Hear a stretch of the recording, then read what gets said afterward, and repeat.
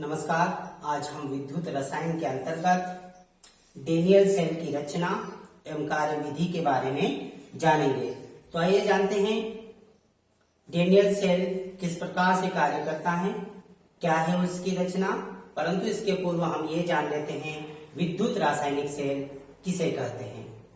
तो जब रेडॉक्स अभिक्रियाएं अर्थात ऑक्सीकरण एवं अपचयन की अभिक्रियाएं अप्रत्यक्ष रूप से पात्र में संपन्न हो और इन्हें किसी चालक तार द्वारा जोड़ा जाए तो परिपथ से धारा प्राप्त होने लगती है।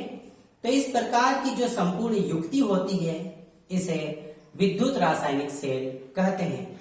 अर्थात विद्युत रासायनिक सेल में रेडॉक्स अभिक्रियाएं अप्रत्यक्ष रूप से होती है अर्थात अलग अलग पात्रों में संपन्न होती है। तो आइए जानते हैं विद्युत रासायनिक सेल के अंतर्गत गैल्वेनिक सेल या डेनियल सेल की रचना। तो गैल्वेनिक या डेनियल सेल में एक जस्ते का इलेक्ट्रोड होता है जो एनोड का कार्य करता है। जस्ते का इलेक्ट्रोड ZnSO4 के 1 मोल सांद्रण में डूबा रहता है तथा कॉपर का कैथोड होता है जो कॉपर सल्फेट के 1 मोल विलयन के सांद्रण में डूबा रहता है। दोनों पात्र आपस में पोटेशियम नाइट्रेट के विलयन के लवण सेतु से संपर्क में होते हैं।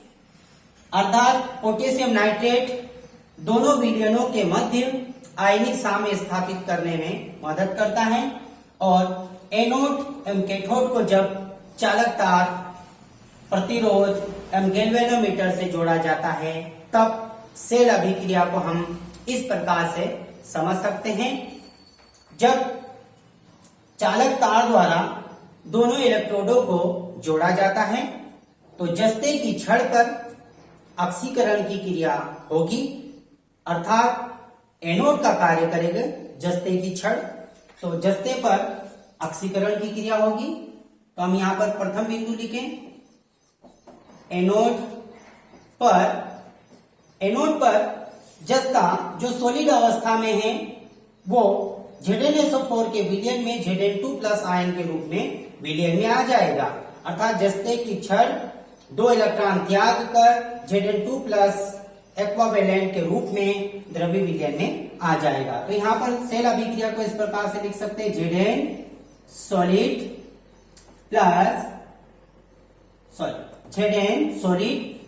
Reversible arrow Zn2+ 2 electron. इस प्रकार से जस्ता जो सॉलिड अवस्था में है वो 2 इलेक्ट्रॉन त्याग कर द्रव्य विलयन में आ जाएगा। तो इस प्रकार से 2 इलेक्ट्रॉन बाह्य परिपथ में गमन करेंगे जो चालक तार से होते हुए कैथोड पर अर्थात कॉपर की छड़ पर जाकर अपचयित होंगे। तो विलयन में जो Cu2+ आयन है ये Cu2+ आयन इलेक्ट्रॉनों को लेंगे और Cu सॉलिड बनाएंगे अर्थात कॉपर की छड़ मोटी होती जाएगी। तो यहां पर हम लिख सकते हैं दूसरी अभिक्रिया कैथोड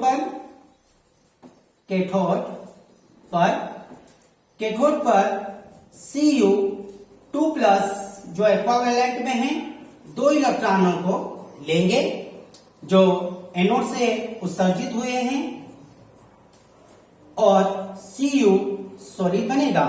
अर्थात यहां पर कॉपर की छड़ जो होगी वो Cu सॉलिड की वजह से मोटी होती जाएगी। कुल अभिक्रिया या संपूर्ण सेल अभिक्रिया को इस प्रकार से लिख सकते हैं। कुल अभिक्रिया इस प्रकार से होगी। क्रियाकारकों को एक तरफ Zn solid and Cu2+ equivalent reversible arrow and उत्पादकों को एक तरफ Zn2+ Cu सॉलिड। इस प्रकार से संपूर्ण सेल अभिक्रिया होगी। जैसे से इलेक्ट्रॉन निकलेंगे अतः ये एनोड का कार्य करेंगे और कॉपर पर इलेक्ट्रॉन या कॉपर की छड़ पर इलेक्ट्रॉन अपचयित होंगे, अर्थात एक कैथोड का कार्य करेगी, अर्थात एनोड के रूप में जस्ते की छड़ कार्य करती है एवं कैथोड के रूप में कॉपर की छड़ कार्य करती है। एनोड पर ऑक्सीकरण एवं कैथोड पर अपचयन की क्रिया संपन्न होती है।